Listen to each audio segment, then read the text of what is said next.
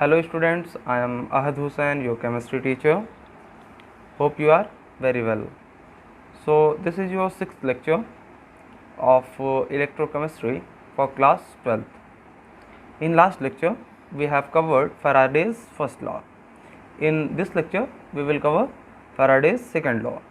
Okay, what we have seen in first law of Faraday, that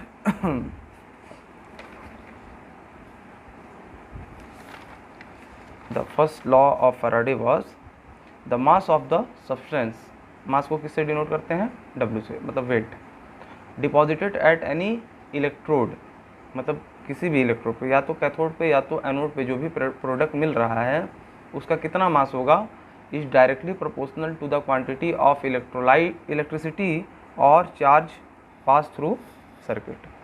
कितना हमने charge पास किया है सर्किट से, उसी के डायरेक्टली प्रोपोर्शनल होगा कैथोड का या एनोड का प्रोडक्ट जो है. ज़्यादा चार्ज पास करेंगे तो ज़्यादा वेट मिलेगा, कम पास करेंगे तो हमको इलेक्ट्रोड पे कम वेट मिलेगा. ठीक है, तो फर्स्ट लॉ को हमने बहुत अच्छे से पिछले लेक्चर में कवर किया है. वहाँ पे आप लोग #05 आहत सर डाल के अपना देख लें. अब हम लोग क्या कवर करने जा रहे हैं? Second law. अच्छा, फर्स्ट लॉ में हमने एक फार्मूला भी देखा था, moles of cathode product upon moles of anode product is equal to n factor of anode product upon n factor of cathode product. तो जो मोल्स और एन फैक्टर का रिलेशन था वो इन्वर्स रिलेशन था, है ना.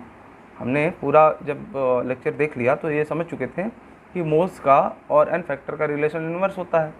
तो उससे हमने इस फार्मूले को बनाया था. और एक फार्मूला तो हम लोग जानते ही हैं कि number of moles is equal to current into time upon 96500 into n factor. ये तो आपको रहना चाहिए. अगर ये याद है ना बस बच्चों, आपको ये फार्मूला इसमें याद है, number of moles is equal to current into time upon 96500 into n factor. तो आप कुछ भी पूछ ले, वेट पूछ ले या कोई गैस है तो वॉल्यूम पूछ ले, सब कुछ निकाल देंगे. मान लीजिए मोल्स पता हो गया, अब मोल्स से वेट निकालना है तो कैसे निकालते हैं? हाँ, number of moles is equal to weight upon molar mass होता है. तो वेट क्या हो जाएगा? Moles into molar mass. जिस भी कंपाउंड का मोल हमको कैथोड या एनोड पर निकालना होगा, कितना मिला, उसका मोलर मास तो हमको पता ही रहेगा. मान लीजिए कोई भी कंपाउंड NaCl मिला तो Na का 23 प्लस Cl का 35.5 58.5 हो गया ना. तो मोलर मास तो आपको सारे कंपाउंड का पता ही रहता है. मोल्स जितना भी दिया रहेगा, अगर निकल गया तो मोल को हम मोलर मास से मल्टीप्लाई कर देते हैं, हमारा वेट आ जाता है. ओके, अगर मोल दिया है, कोई गैस है, वॉल्यूम पूछ ले तो 22.4 से आप मल्टीप्लाई कर देंगे सिंपली. ओके, मोल क्या होता है वॉल्यूम के टर्म पे? जैसे number of moles is equal to given volume upon 22.4 litre, है ना. तो अगर हमको गिवन वॉल्यूम नहीं दिया, निकालना है, तो हम मोल दिया है तो मोल से 22.4 मल्टीप्लाई हो जाएगा और हमारा क्या आ जाएगा? वॉल्यूम आ जाएगा. तो ये 11th में हम लोग सीख चुके रहते हैं. ओके, अब हम लोग मूव करेंगे Faraday's second law. For any series connection of 2 और more than 2 cells, the ratio of their respective weights at cathode at electrode मतलब कैथोड या anode, is equals to their equivalent mass ratio. क्या कहना चाह रहा बच्चों? देखिए, अभी तक हम लोग जो भी ले रहे थे अपना इलेक्ट्रोलाइटिक सेल, उसमें क्या कर रहे थे? एक तरफ हाफ सेल बना रहे थे, दूसरी तरफ हाफ सेल बना रहे थे. इसमें एक इलेक्ट्रोड रह रहा था, इसमें एक इलेक्ट्रोड रह रहा था. या तो कैथोड इधर था या कैथोड इधर था, मतलब एनोड कैथोड की इधर भी हम सेट करके इलेक्ट्रोलाइट अपना तैयार कर रहे थे. उसमें सिर्फ और सिर्फ एक बीकर में हम लोग एक ही इलेक्ट्रोड को देख रहे थे. लेकिन यहाँ क्या है बच्चों कि यहाँ पे सीरीज कनेक्शन दे दिया गया है.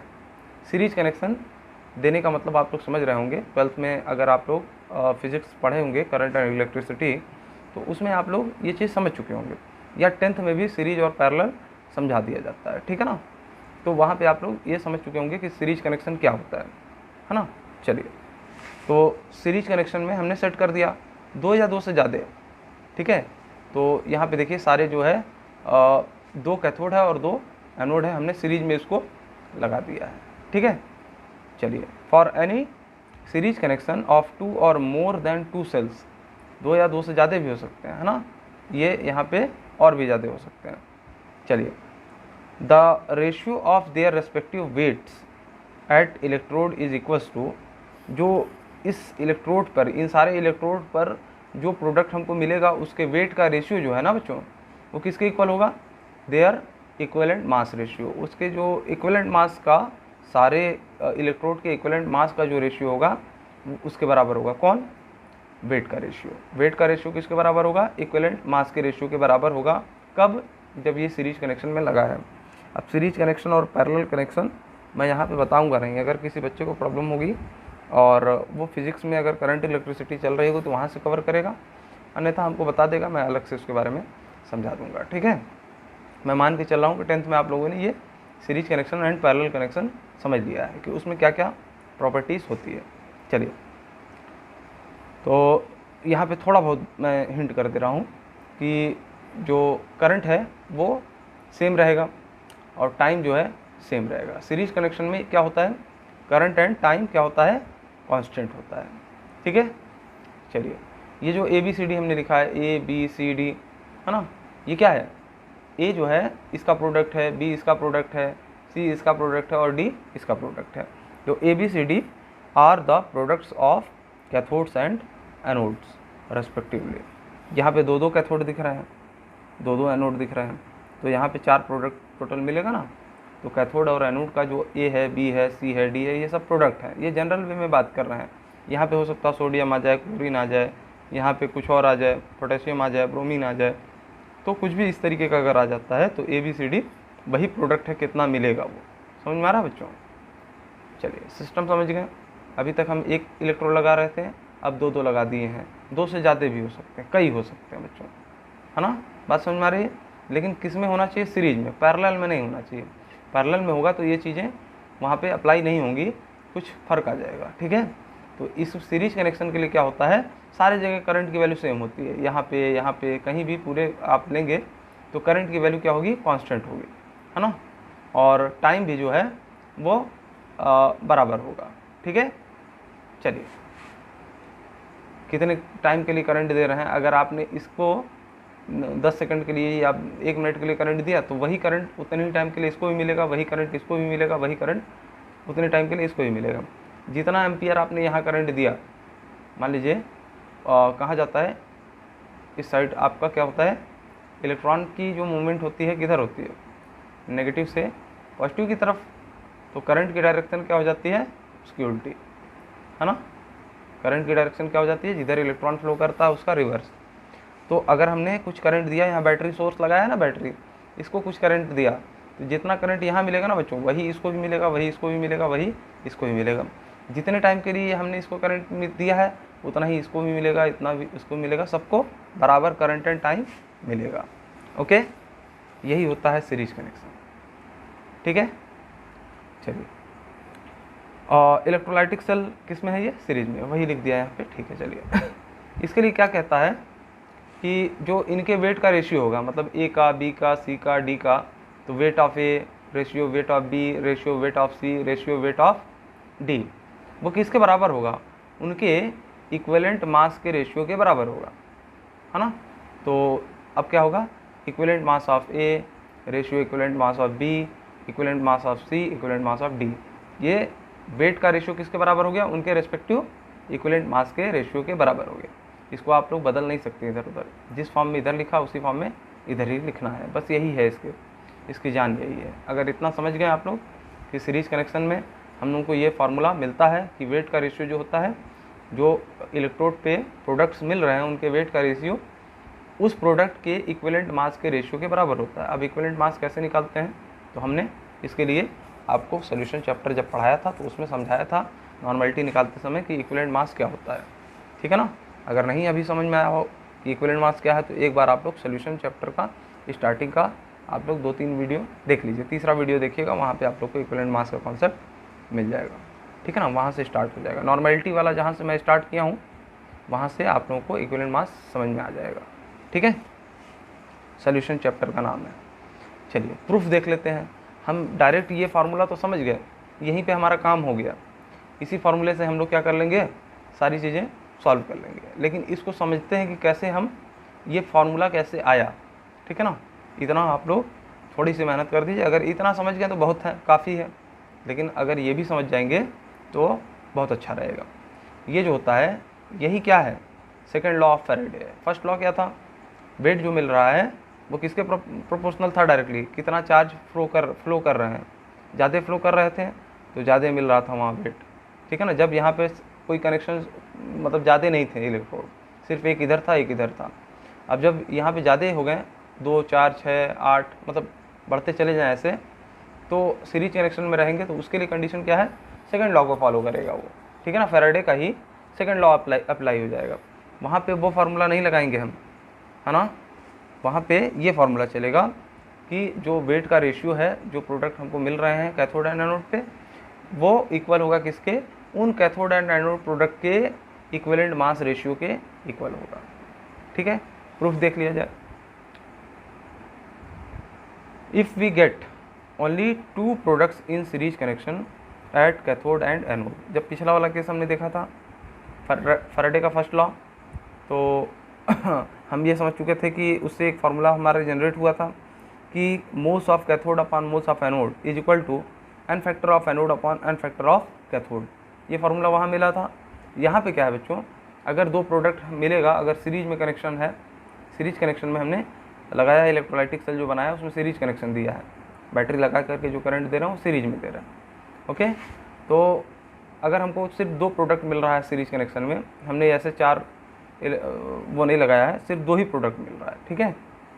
तो उसका जो है क्या होगा, weight of first product upon weight of second product, है ना, is equal to equivalent mass of first product upon equivalent mass of second product. 2 मिल रहे हैं तो ऐसे हो जाएंगे, 3 मिल रहे हैं तो weight of first product ratio weight of second product ratio weight of third product is equal to equivalent mass of first product is ratio equivalent mass of second product ratio equivalent mass of third product. ये चीज़ आप basic सा math लगा करके समझ सकते हैं, ठीक है। हमने मान लिया, सपोज कर लिया कि सिर्फ 2 ही प्रोडक्ट मिल रहा है, यहाँ तो बेसिकली कई प्रोडक्ट मिल रहा है ना, लेकिन यहाँ पे हमने सपोज कर लिया कितना है, अगर 2 प्रोडक्ट मिल रहे होते तो 4 मिल रहे थे तो हमने क्या कर लिया, चारों का वेट लिखा, चारों के इक्विवेलेंट मास के रेशियो को इक्वल कर दिया। 2 अगर मिल रहे होते तो इस तरीके से weight of first product upon weight of second product is equal to equivalent mass of first product upon equivalent mass of second product, ये फार्मूला हो जाएगा, ठीक है। चलिए, इक्विवेलेंट मास कैसे निकलता है बच्चों, किसी भी कंपाउंड का अगर मोलर मास हमको दिया हुआ है, पता है, उसको एन फैक्टर से डिवाइड कर दिए, इक्विवेलेंट मास आ जाएगा। अब एन फैक्टर कैसे कैलकुलेट करते हैं, तो मैंने बताया था एसिड बेस और साल्ट के केस में। अभी नहीं समझ में आया तो एन फैक्टर एक बार और बताऊंगा, है ना, 2-3 बार आपको समझा दूंगा एन फैक्टर, तो ऐसे ही आप लोग को दिमाग में बैठ जाएगा, ठीक है, उसकी टेंशन नहीं रह जाएगी। तो इक्विवेलेंट मास कैसे आता है बच्चों, molar mass upon n factor, okay. अच्छा, एक फार्मूला और हमको मालूम है, देखिए, वेट इज इक्वल टू क्या होता है, equivalent mass into current into time upon 96500। ये फार्मूला तो हम लोग फैराडे के फर्स्ट लॉ में ही देख चुके थे। देखिए, weight is equal to molar mass into current into time upon 96500 into n factor, ठीक है ना। जब वहाँ कैलकुलेशन कर रहे थे तो ये चीज़ें हमने देख ली थी। तो ये सब फार्मूला एज इट इज़ याद कर लीजिएगा। अगर नहीं कुछ बहुत डेरिवेशन समझ में आ रहा है तो फार्मूले को आप लोग लर्न करते चलिए, ठीक है, उसको याद कर लीजिए आपको। ये बात समझ में आई, इक्विवेलेंट मास कैसे निकालते हैं, molar mass upon n factor कैसे निकालते हैं अभी बताऊंगा। और वेट का अगर किसी मतलब इलेक्ट्रोड पे हमको वेट निकालना है तो उसका फार्मूला क्या होता है, ये भी होता है। वेट के अभी एक और फार्मूले मैंने बताए थे, मोल से आप लोग निकाल सकते हैं वेट को। देखिए, पहला फार्मूला ये था, molar mass into current into time upon 96500 into n factor. दूसरा फार्मूला वेट का क्या था, weight is equal to empirical equivalent mass, है ना, into current into time upon 96500 into यहाँ पे क्या आएगा बच्चों, एन फैक्टर भी आएगा, ठीक है। चलिए, सॉरी, एन फैक्टर क्यों यहाँ से हट गया है, क्योंकि यहाँ पे देखिए ऊपर मोलर मास था, नीचे एन फैक्टर था। Molar mass upon n factor क्या हो जाता है, इक्विवेलेंट मास हो जाता है, ठीक है। तो यहाँ पे एन फैक्टर इस वाले फार्मूले में नहीं आएगा, इस वाले फार्मूले में आएगा, ठीक है। समझ में आ रहा है कि नीचे एन फैक्टर क्यों नहीं है, क्योंकि molar mass upon n factor क्या होता है, इक्विवेलेंट मास होता है।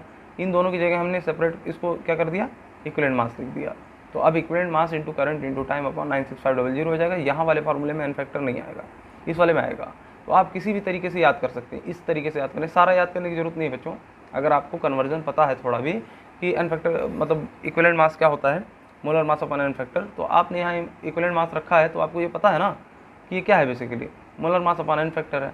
अब एन फैक्टर क्या होता है ये भी आप लोग को पता ही होगा, तो फाइनली हमने वेट वाले फार्मूले को बदल करके किस में याद कर लिया, मोल्स वाले में याद कर लिया। अगर ये फार्मूला पता है तो आप सब कुछ लगा लेंगे, कुछ भी आपको याद रखने की जरूरत नहीं है ना।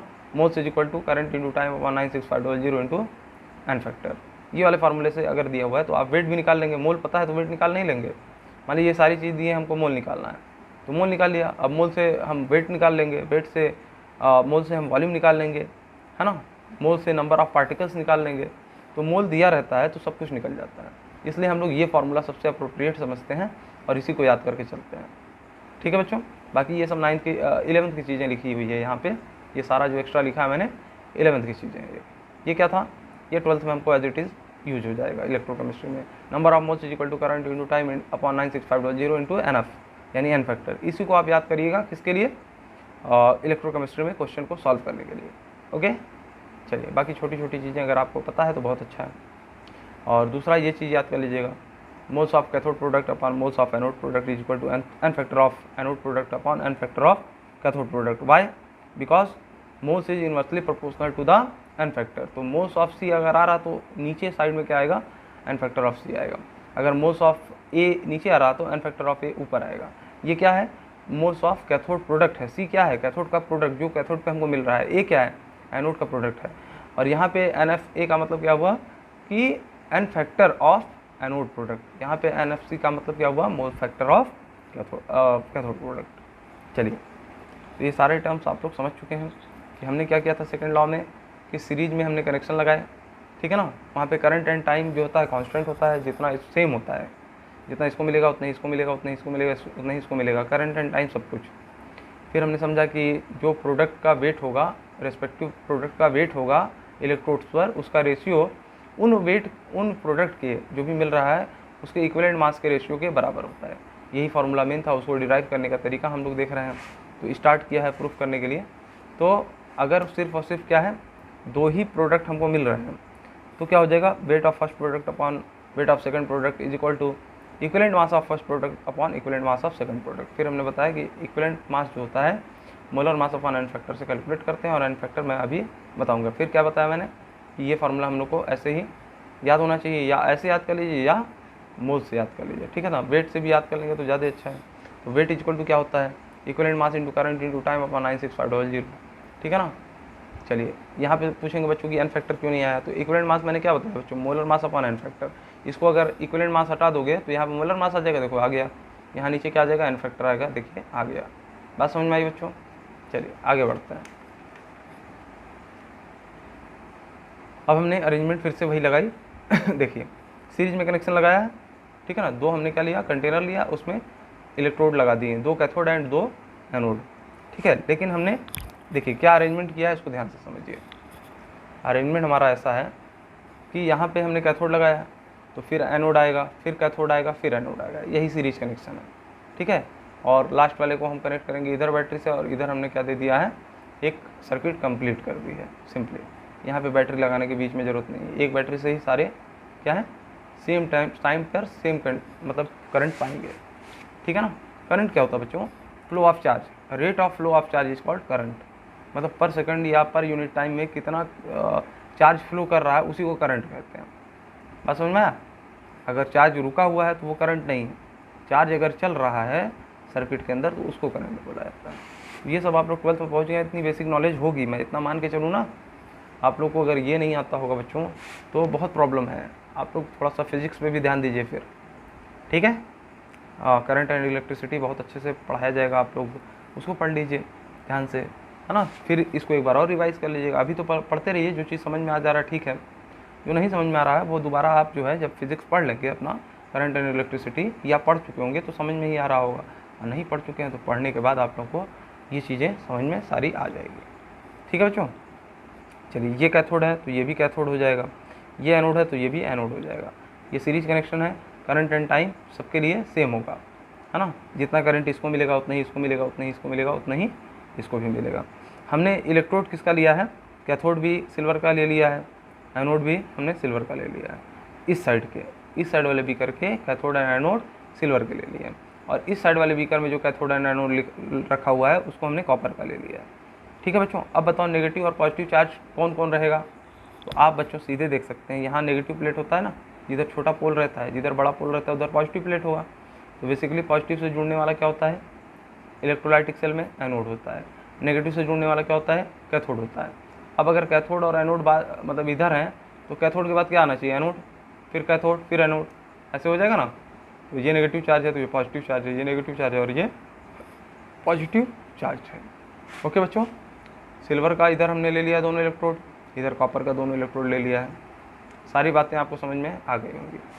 हमने इसको किस सोल्यूशन से फिल किया, मतलब इलेक्ट्रोलाइट किसका डाला है। मान लीजिए हमने वाटर लिया था, उसमें कौन सा हमने इलेक्ट्रोलाइट सल्यूट कौन सा डाला है, तो सिल्वर नाइट्रेट डाल दिया इसमें।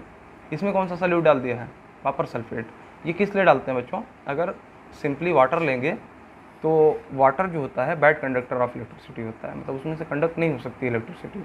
प्योर वाटर, अगर डिस्टिल्ड वाटर ले लें तो उसमें से इलेक्ट्रिसिटी पास नहीं होगी। तो क्या आप लोग को बच्चों पता है, आप लोग मूवी में देखे होंगे कि पहले की मूवियाँ क्या होती थी, उसमें आप करंट पानी में किसी को फेंक करके उसकी जान ले सकते थे। गुंडे लोग ऐसे ही करते थे। तो आप लोग के मन में ये ज़रूर उठ रहा होगा, लेकिन कुछ अच्छे बच्चे होंगे वो जानते होंगे कि जो प्योर वाटर होता है उसमें इलेक्ट्रिसिटी नहीं दौड़ सकती है। तो क्या जो सर हम पीते हैं वो इम्प्योर होता है बच्चों, इस मामले में इम्प्योर होता है। इलेक्ट्रिसिटी के मामले में जो हम लोग पीते हैं पानी वो इम्प्योर होता है, क्योंकि उसमें आयंस भी प्रेजेंट होते हैं जो हम लोग पीते हैं। कहीं कहीं पे तो हार्ड वाटर है तो उसमें मैग्नीशियम और कैल्शियम जैसे कुछ आयंस भी रहेंगे। Soft water and hard water के बारे में पढ़ा होगा आप लोगों ने, तो उसके कुछ कंपाउंड्स भी उसमें मिलते हैं, है ना। तो ये सारी चीज़ें आप लोगों को बेसिक आइडिया होगा कि क्या हम कहना चाह रहे हैं। डिस्टिल्ड वाटर मतलब एकदम प्योर, उसमें कोई साल्ट कोई आयन प्रेजेंट ही नहीं। तो आप सोचेंगे बच्चों जो मतलब बारिश होती है, जो रेनिंग होती है, उस रेनिंग के दौरान तो एकदम प्योर वाटर आता है, तो उसमें से इलेक्ट्रिसिटी नहीं दौड़नी चाहिए। तो बच्चों कभी भी ऐसी गलती मत करिएगा कि वहाँ इलेक्ट्रिसिटी आप दौड़ाने की कोशिश करिए और उसमें हाथ डाल के कुछ टेस्ट करें, है ना। टेस्टर से कर लीजिएगा, अच्छी बात है। हाथ डाल के डायरेक्ट मत करिएगा, क्योंकि जो रेन वाटर होता है वो प्योर होता है, बट बच्चों उसमें आयंस आ जाते हैं, ठीक है ना। कैसे आ जाते हैं उसका कंसर्न नहीं मेरा, लेकिन मैं बता दे रहा हूँ, चलो। नहीं तो कई बच्चे सोचेंगे कि सर जो है ये कन्फ्यूजन रह गई। देखो बच्चों, एयर में क्या होता है, गैस होता है ना। जैसे nitrogen, oxygen, sulphur dioxide, carbon dioxide, है ना, सारी गैसेस प्रेजेंट होती है। अब सल्फर डाइऑक्साइड जब वाटर से रिएक्ट करता है ना, वहाँ पे वो सल्फ्यूरिक एसिड की फॉर्मेशन कर लेता है एयर में ही, है ना। मतलब जैसे वो गिर रहा है वो रिएक्ट करके क्या बना लेगा, सल्फ्यूरिक एसिड बना लेगा। और वाटर नाइट्रोजन के साथ रिएक्ट करके नाइट्रिक एसिड बना लेगा, HNO3, है ना।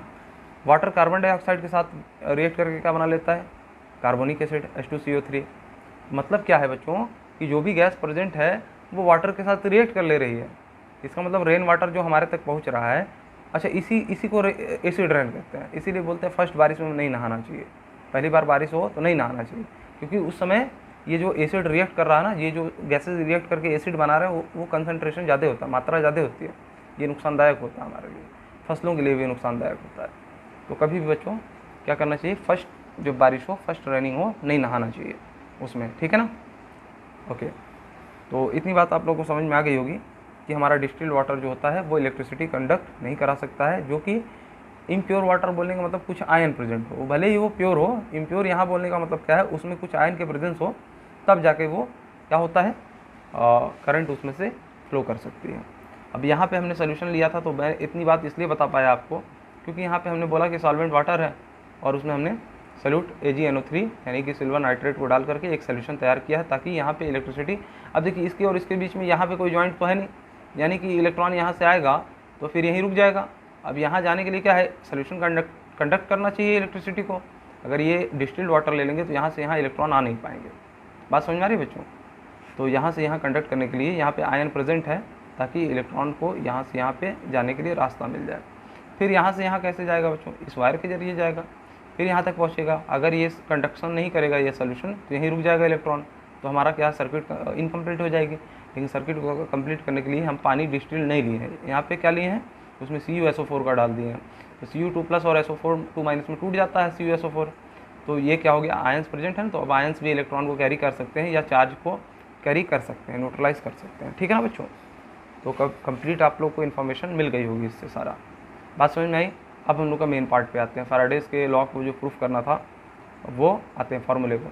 तो फर्स्ट कंटेनर में हमने 2 इलेक्ट्रोड रख दिए, कैथोड एंड एनोड, सिल्वर का बना हुआ। सेकंड जो है कंटेनर में कैथोड एनोड रखा, कॉपर का बना हुआ, ठीक है। इसमें कौन सा सोल्यूशन बनाया है, AgNO3 एक्वा सोल्यूशन है, इसमें CuSO4 का एक्वा सोल्यूशन है। बात समझ में आ रही है बच्चों? ओके, ये चीज़ हमने पहले भी बताई है। सीरीज कनेक्शन के लिए करंट एंड टाइम की वैल्यू क्या होती है, सेम होती है। ओके, तो refining process, some solution same electrode then same element undergoes oxidation and reduction. Okay, चलिए, ये क्या कहने का मतलब है बच्चों कि जो रिफाइनिंग प्रोसेस होता है, जब हम लोग मेटलर्जी वगैरह पढ़ेंगे तो वहाँ पे आइसोलेशन ऑफ मेटल्स देखेंगे ना, कहाँ से, ओर से। उसके ओर्स और मिनरल, ये सब चीज़ें आप लोग 10th में पढ़े होंगे, तो आप लोगों को पता होगा कि मिनरल किसको कहते हैं, ओर किसको कहते हैं। मिनरल मतलब जहाँ से हमको ज़्यादा मतलब मेटल ठीक ठाक मिल जाए, ओर मतलब जो सबसे बढ़िया तरीके से मिल जाए, सस्ता भी पड़े और वहाँ पे ज़्यादा मेहनत भी ना रहे, आसानी से निकल जाए, ज़्यादा की मात्रा में मिले हमको मेटल, उसको हम लोग ओर बोलते हैं। ठीक है बच्चों, जैसे ऐसा कोई पत्थर लें जहाँ पे 2 किलो पत्थर में हमारे 100 ग्राम मेटल मिल रहा है, और ऐसा कोई पत्थर लें कि 2 किलो मतलब स्टोन में, पत्थर में हमको 500 ग्राम क्या मिल रहा है, मेटल मिल रहा है। तो इसमें मिनरल दोनों हैं, लेकिन और कौन है बच्चों, जहाँ पे ज़्यादा मेटल मिल रहा है और आसानी से मिल रहा है और सस्ता मिल रहा है, सस्ता पड़ रहा है हमको उसको मेटल निकालने में, उसको और बोलते हैं। ठीक है बच्चों, तो वहाँ पे रिफाइनिंग प्रोसेस का मतलब क्या है कि जब हम लोग मेटल को एक्सट्रैक्ट करते हैं उसमें ये प्रोसेस की बात करते हैं। तो अगर सेम सोल्यूशन है और सेम इलेक्ट्रोड है, ठीक है ना, तो सेम एलिमेंट क्या होता है, ऑक्सीडाइज होता है, और सेम एलिमेंट ही क्या होता है, रिड्यूस होता है। ठीक है बच्चों, ऑक्सीडेशन एंड रिडक्शन का हमने बेसिक लेक्चर भी दिया था, फिर आप लोगों को क्वालिटेटिव एनालिसिस में बहुत अच्छे से समझाया ये चीज़। ठीक है, देखिए क्या होता है। एनोड पर क्या होगा बच्चों, एनोड पर क्या होगा, नेगेटिव चार्ज भागेगा इसकी तरफ न्यूट्रलाइज होने। तो नेगेटिव चार्ज कौन है, यहाँ पे कौन है, नाइट्रेट आयन है, ठीक है ना। इस वाले बीकर में नाइट्रेट जो है आयन वो नेगेटिवली चार्ज है, तो ये एनोड पर जाएगा। लेकिन हम जानते हैं बच्चों कि वाटर भी ऑक्सीडाइज एंड रिड्यूस हो सकता है, तो सेकंड जो है पार्टिसिपेंट कौन हो गया, वाटर हो गया। अच्छा, यहाँ पे हमने क्या लिया है, सिल्वर की इलेक्ट्रोड ले ली है, जो कि इनर्ट नहीं होता, इसका मतलब इसका भी ऑक्सीडेशन या रिडक्शन हो सकता है। प्लेटिनम ले लेता तो नहीं होता, यहाँ सिल्वर लेने का मतलब क्या है बच्चों कि इसका भी ऑक्सीडेशन या रिडक्शन हो सकता है। तो अब 3 पार्टिसिपेंट हो गए कि कौन एनोड पर जाके ऑक्सीडाइज हो जाएगा, या तो नाइट्रेट चला जाए, या तो वाटर चला जाए, या तो सिल्वर चला जाए, एक ही जाएगा। अब किसको चूज़ करेंगे, तो हमारा वही इलेक्ट्रोकेमिकल सीरीज़ उठाएंगे, देखेंगे उसको। तो नाइट्रेट कितने पे आता है, नाइट्रेट हमारा आता है 20 नंबर पे, वाटर कितने पे आता है 21 पे, और सिल्वर कितने पे आता है 19 नंबर पे। ओके, ये तो हो गई फर्स्ट बीकर में कहाँ की बात, एनोड की बात, ये एनोड है ना। अब फर्स्ट बीकर में ही अगर हम कैथोड की बात करें तो कैथोड पे कौन जाने के लिए है, तो देखिए हमने कौन सा सोल्यूशन लिया है, AgNO3। NO3 अगर माइनस है तो Ag प्लस है ना, तो प्लस वाला ही तो कैथोड पर जाके रिड्यूस होगा। देखिए तो एट कैथोड पे कौन है, Ag प्लस, और वाटर भी ऑक्सीडाइज या रिड्यूस हो सकता है, तो हम लोग जानते हैं कि H2O भी रिड्यूस होने के लिए जा सकता है। अब आप सोच रहे होंगे बच्चों कि सिल्वर रिड्यूस होने नहीं जाएगा, इसका है ना बच्चों। अब इसकी बात करें, एक ही है, लेकिन जाएगा ये वाला, ठीक है ना बच्चों, क्योंकि इसकी ऑक्सीडाइज होने की टेंडेंसी नॉर्मल वाले सिल्वर से ज़्यादा होगी। मान लीजिए सिल्वर चार्ज नहीं है और सिल्वर प्लस चार्ज है, तो कौन मतलब रिड्यूस कौन ज़्यादा होना चाहेगा, सिल्वर प्लस वाला, है ना। मतलब कैथोड पे कौन जाएगा, एनोड की बात तो कर ली, ऑक्सीडाइज कौन होने जाएगा इसमें से देखना था, रिड्यूस कौन होने जाएगा हमको इसमें से देखना है। तो रिड्यूस कौन होगा, जो पॉजिटिवली चार्ज हो। अब सिल्वर का मेटल है और सिल्वर क्या है, नॉर्मल है, तो कौन जाएगा बच्चों रिड्यूस होने, जो जिसके ऊपर चार्ज है, ठीक है। इसलिए यहाँ पे सिल्वर लिख दिया और वाटर लिख दिया। अब कंपैरिजन कर लीजिए, अब यहाँ पे कंपैरिजन कर लीजिए कि कौन मिलेगा एनोड पर और कौन मिलेगा कैथोड पर इस वाले बीकर में। देखिए Ag हैज़ लोवेस्ट SRP।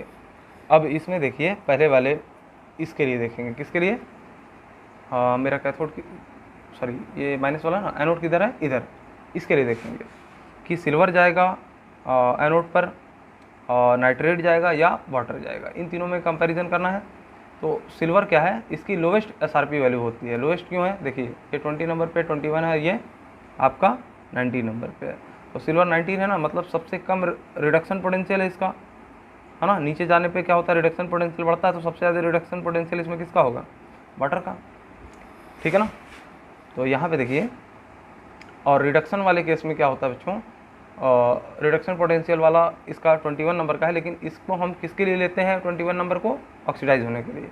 ये कंफ्यूज नहीं होना है, मैंने एक लेक्चर में इसको बहुत अच्छे से समझाया, ठीक है। अगर पिछले लेक्चर्स आप नहीं देखें तो पूरा देखिए, तब ये समझ में आएगा। यहाँ पे कंफ्यूज नहीं होना बच्चों। ये सब क्या होने जाएंगे, एनोड पर ऑक्सीडाइज होने जाएंगे। और ऑक्सीडाइज कौन सा नंबर वाला वाटर जाता है, 21 नंबर वाला। रिड्यूस कौन से नंबर वाला वाटर जाता होने, 7 नंबर वाला, ठीक है बच्चों।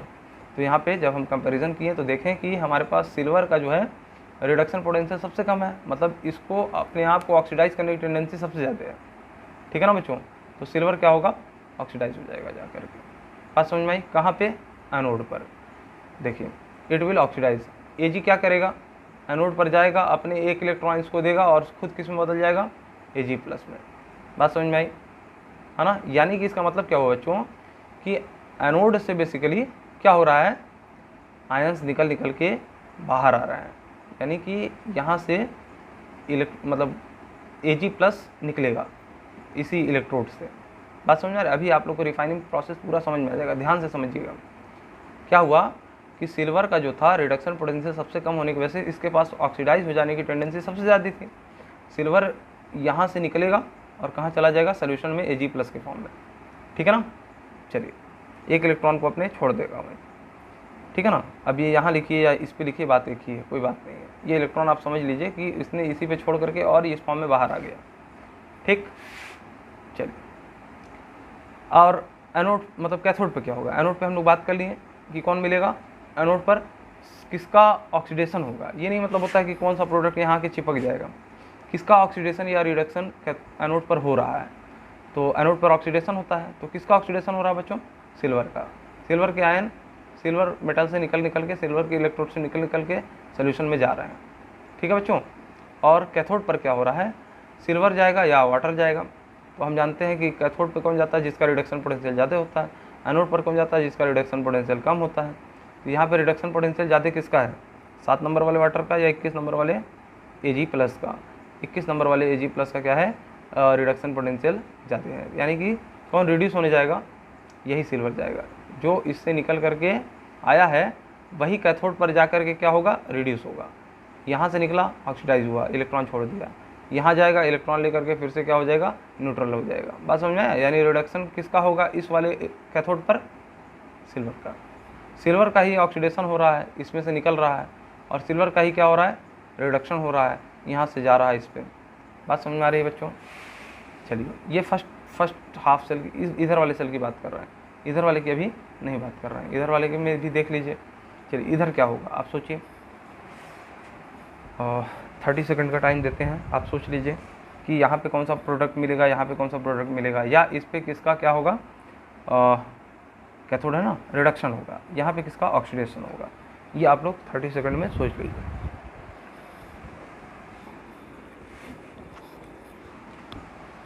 तो पॉज करके संभवतः आपने सोच लिया होगा, और 30 सेकंड से ज़्यादा नहीं लगाइएगा सोचने में। देखिए यहाँ पे क्या है, कॉपर सल्फेट का सोल्यूशन था, तो Cu2+ होगा इसमें सोल्यूशन में, और सल्फेट SO4-2- होगा, यानी 2 आयंस प्रेजेंट हैं।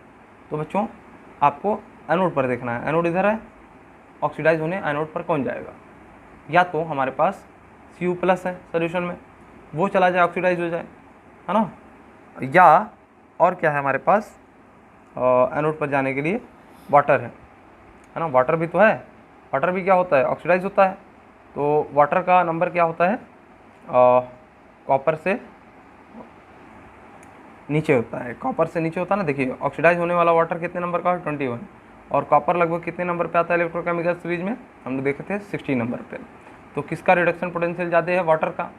तो ऑक्सीडेशन पोटेंशियल किसका ज़्यादा होगा, कॉपर का। यहाँ वाटर लिखे ही नहीं, सीधे आप लोग को समझ जाना है कि कॉपर ही क्या होगा, फाइनली प्रोडक्ट मिलेगा एनोड पर, जो कि क्या करेगा, एनोड से निकल के आयन के फॉर्म में Cu होगा ना। जब ये इलेक्ट्रोड होगा, कैथोड मतलब एनोड होगा, तो कॉपर का एनोड लगाए हैं, तो कॉपर से कॉपर के आयन निकल के सोल्यूशन में जा रहे हैं और 2 इलेक्ट्रॉन अपने छोड़ दे रहे हैं, ठीक है बच्चों।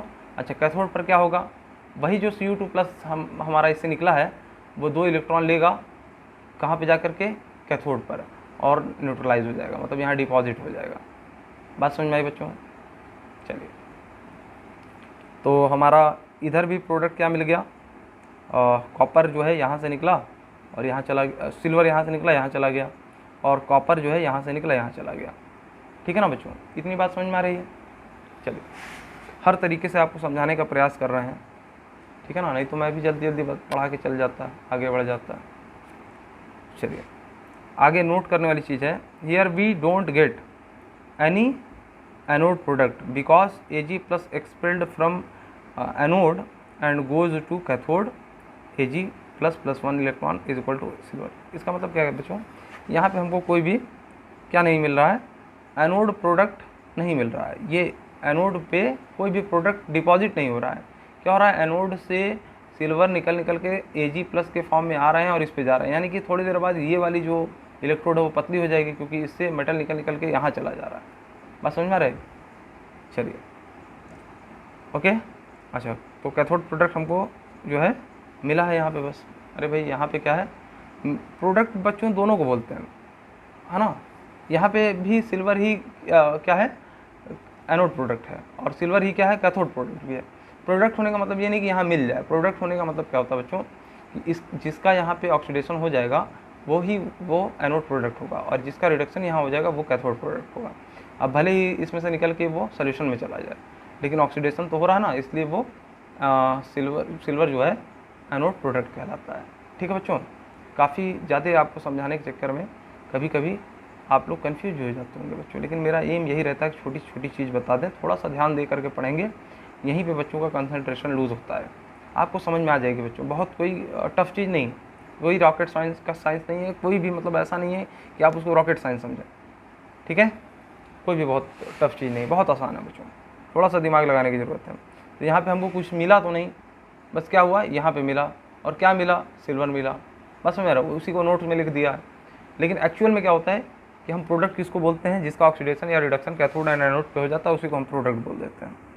ठीक है, चलिए, वही चीज़ यहाँ भी देख रहे हैं आप बच्चों कि यहाँ भी एनोड से निकल के कैथोड पे जा रहा है, सिल्वर निकला है, कॉपर निकला है, कॉपर यहाँ मिल गया है, यानी यहाँ पे रॉड पतली होती जाएगी, यहाँ पे मोटी होती जाएगी, वही हमको एनोड प्रोडक्ट नहीं मिलेगा, फाइनली हमको क्या मिलेगा, कैथोड प्रोडक्ट मिलेगा। ठीक है ना। चलिए, और हमको एक फार्मूला याद है, weight is equal to equivalent mass into current into time upon 96500। यहाँ पे ये भी बताया कि नीचे एन फैक्टर क्यों नहीं आया, क्योंकि molar mass upon n factor क्या होता है, इक्विवेलेंट मास। तो इक्विवेलेंट मास से molar mass upon n factor वाले जो टर्म थी उसको रिप्लेस कर दिया। ओके, तो second law of Faraday says that, क्या कहता है सेकंड लॉ, कि wait of silver upon weight of copper, जो रेशियो होगा ना इन दोनों का, उनके इक्विवेलेंट मास के रेशियो के बराबर होगा। तो वेट ऑफ जो है silver upon weight of copper is equal to equivalent mass of silver upon equivalent mass of copper. वहाँ पे क्या था बच्चों, एक बार हमने एक और फार्मूला बताया था, तो moles of cathode product upon moles of anode product is equal to n factor of anode product upon n factor of cathode product. यहाँ पे क्या है बच्चों, यहाँ पे डायरेक्ट रिलेशन है। ठीक है ना। तो वेट ऑफ क्या है, silver upon weight of copper is equal to equivalent mass. Empirical mass देखिए बच्चों जाएगा नहीं, क्योंकि मैंने 11th में इतनी बार इस कॉन्सेप्ट को पढ़ाया है कि वो एकदम दिमाग में बैठ गया। बोलता मैं इक्विवेलेंट हूँ और निकलता एम्पिरिकल है। कभी निकल जाए बाई चांस, गलती हो गई हो, तो आप लोग उसको इक्विवेलेंट मास मानेंगे। आप में एम्पिरिकल वाला फार्मूला नहीं अप्लाई है, उसका यूज 11th में होता है। यहाँ पे क्या है, इक्विवेलेंट मास। तो weight of silver upon weight of copper is equal to equivalent mass of silver upon equivalent mass of copper. यही फार्मूला आपको याद होगा।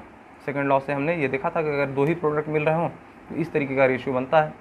दो से ज़्यादा मिल रहा हो, ठीक है ना, 4 मिल रहा हो, तो weight of A ratio weight of B ratio weight of C ratio weight of D is equal to equivalent mass of A ratio equivalent mass of B ratio equivalent mass of C ratio equivalent mass of D. ये actual formula था, उसको हमने reduce कर लिया है, मान लिया है, सपोज कर लिया है कि सिर्फ दो ही प्रोडक्ट मिल रहा है, तो हम सेकंड लॉ से कौन सा फार्मूला लगाएंगे। ठीक है ना बच्चों। एट फर्स्ट सेल पे क्या हो रहा है बच्चों, जो वेट ऑफ सिल्वर है वो किसके बराबर होगा, जो इक्विवेलेंट मास ऑफ सिल्वर है इंटू करंट इंटू टाइम। हम देखे थे ना general formula, weight is equal to equivalent mass into current into time upon 96500। यहाँ पे एन फैक्टर इस वाले फार्मूले में नहीं आता है। तो अगर हमने वेट ऑफ सिल्वर ले लिया तो जो इक्विवेलेंट मास है वो किसका आएगा, सिल्वर का आएगा, और बाकी सब वैसे ही एज इट इज़ लिख देंगे। अच्छा, और सेकंड सेल में क्या है, कॉपर था। यहाँ पे फर्स्ट सेल में सिल्वर था और सेकंड सेल में क्या है, कॉपर है। तो कॉपर का वेट कैसे मिलेगा, तो equivalent mass of copper into current into time upon 96500, ये आपका दो इक्वेशन बन गई। आफ्टर डिवाइडिंग 1/2 इसको इससे डिवाइड कर दीजिए, इससे इसको डिवाइड करेंगे तो ये सारी टर्म कैंसिल हो जा रही है, ठीक है ना। क्या बचेगा बच्चों, weight of silver upon weight of copper is equal to equivalent mass of silver upon equivalent mass of copper. देखिए वही तो फार्मूला है, प्रूफ हो गया, ठीक है ना बच्चों। ये हेंस प्रूव्ड हो गया कि ये वाला फार्मूला डिराइव हो गया, ठीक है ना। अब हम लोग आगे जो है कुछ क्वेश्चंस करेंगे बच्चों। टाइम ठीक ठाक हो गया, इसमें मैं बहुत लंबी नहीं बनाऊंगा क्योंकि मुझे आज मैं सोच रहा था फार्मूला वगैरह भी कवर कर दूं आपके सारे एक बार और, लेकिन अभी नहीं करूँगा बच्चों, क्योंकि ज़्यादा पढ़ा देना भी क्या है ना, जब कॉम्प्लिकेटेड टॉपिक रहे तो ज़्यादा नहीं पढ़ाना चाहिए, इतना ही पढ़ाएं जितना आप डाइजेस्ट कर लें, ठीक है ना। अगर इतना आप डाइजेस्ट कर लिए बच्चों तो अब आप लोग की सारी दिक्कतें दूर हो गई। अब आगे जो चीज़ भी आपको समझाया जाएगा सब कुछ समझ में आएगा। बस जो मैं फार्मूले बोल रहा हूँ चलिए बता ही देता हूँ, ये फार्मूले आप लोग दिमाग में रखेंगे, ठीक है ना। पहला फार्मूला ये moles is equal to current into time upon 96500 into n factor. इधर लिखिए एन फैक्टर, इधर लिखिए बात बराबर है, इतना मैथमेटिक्स तो आपको भी पता होगा। If you know mole then weight भी निकाल सकते हैं, वॉल्यूम भी निकाल सकते हैं, है ना। अगर हमको मोल पता है, मोल हमने निकाल दिया इस वाले फार्मूले से, तो मोल से हम वेट निकाल लेंगे, वॉल्यूम निकाल लेंगे, ठीक है ना। दूसरा क्या याद रखना है कि जो moles of cathode product upon moles of anode product is equal to n factor of anode product upon n factor of cathode product. ये रिलेशन याद रखना है, इसको इस फॉर्म में याद रखिएगा, ठीक है। और तीसरा क्या याद रखना है, weight of first electrode upon weight of second electrode is equal to equivalent mass of first electrode upon equivalent mass of second electrode. और कुछ कॉमन एन फैक्टर्स हैं वो याद कर लीजिए, अगर नहीं आपको मेथड पता है तो याद कर लीजिए। देखिए सोडियम पे +1 है तो इसका एन फैक्टर 1 हो जाएगा, पोटेशियम पे +1 है तो इसका एन फैक्टर 1 हो जाएगा, कैल्शियम पे +2 है तो इसका एन फैक्टर 2 हो जाएगा, लिथियम पे +1 है तो इसका एन फैक्टर 1 हो जाएगा, सिल्वर पे +2 है तो 2 हो जाएगा।